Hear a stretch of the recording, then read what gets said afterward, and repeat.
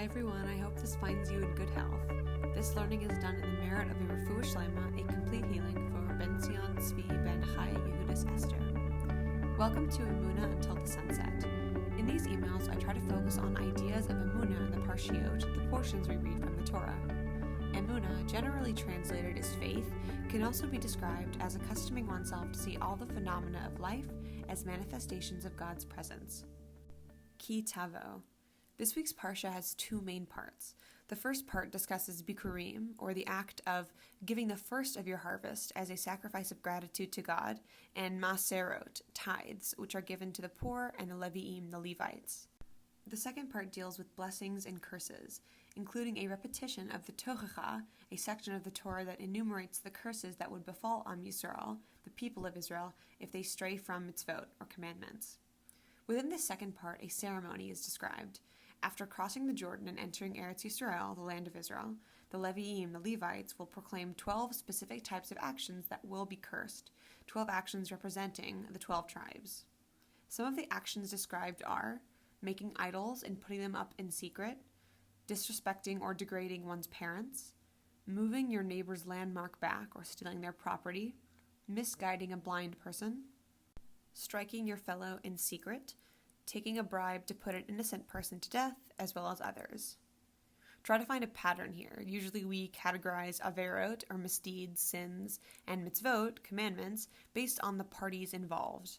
A lot of these examples are bein adam l'chavero, between people and their fellows, but there are also ones bein adam l'makom, between people and God.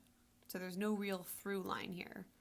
The Rashbam, Rabbi Shmuel ben Meir, grandson of essential commentator Rashi, makes the connection. All of these actions are ones that can be or are done in secret.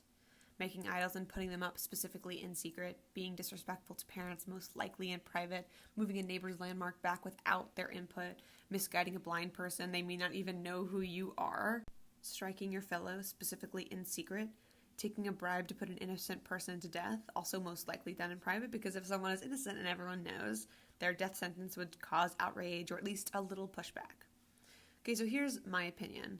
Am Yisrael has to make the covenant to not commit these secret, private averot, misdeeds, or sins, because these kinds of secret, private averot can destroy a society.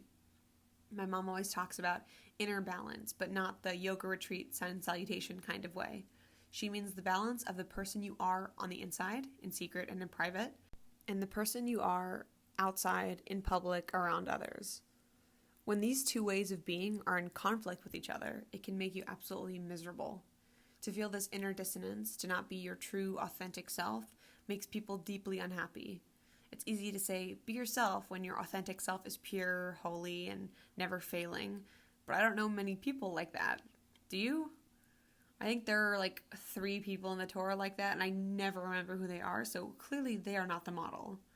If most of us are imperfect, are we being true to ourselves by pretending we're not?